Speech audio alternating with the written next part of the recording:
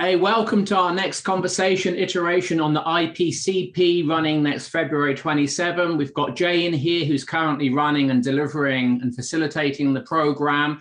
So what we're interested in is, are you convincible as a coach? Is your client convinced by you? Are they skeptical? Are you skeptical as a coach, Jay?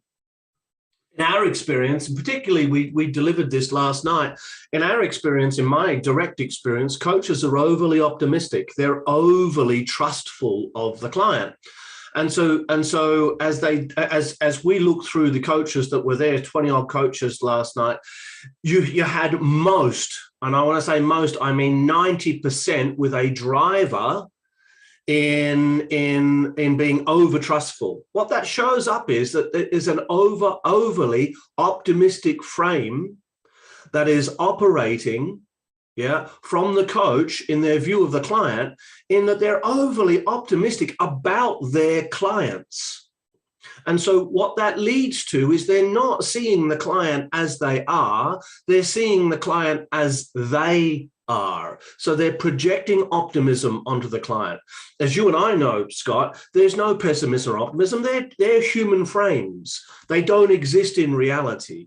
And so to overtrust isn't to see the client's condition, isn't to see the client's conditioning and their humanity behind that and realize that I'm dealing directly with the conditioning. I'm dealing with the personality traits and structures. You and I call it the occupant. I'm dealing with the occupant, which is not the human being, but it's their human coping mechanism. And so being overly optimistic means they're going to get caught up in believing in the human being's coping mechanism, their personality. They're going to get caught in content. So what? So when they get caught in content, they can't see the context, the process, and the structure of what's running. They can't help the client developmentally.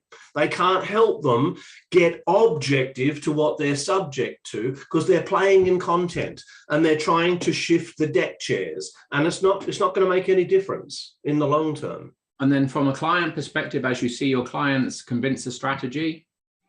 So clients convince the strategies are in the Australian population, largely optimistic as well. They're largely toward the over-trusting end.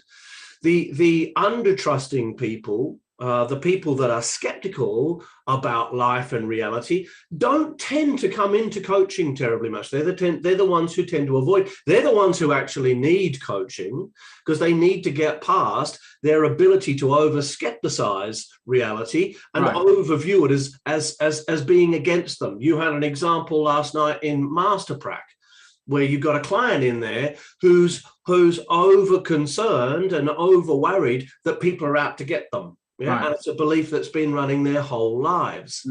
Whilst it's on the rarer side, it still exists. Sure. And so what if a coach isn't across this dynamic in the coaching relationship? Then they're going to project it upon their client. They're going to project their own optimism upon the client, and they're going to get caught up in content. They're not going to be able to, they might as well be performance coaching because they're not developmental coaching at that point. To coach developmentally to someone's vertical growth and development, to accelerate that process requires that you get past the content into the context, the process, and the structure, into the way in which they think, not what they think. Good. So if you have that in your toolkit and you have that integrated as a coach, well done and congratulations. If you don't, you know when the next course starts. Maybe we'll see you then.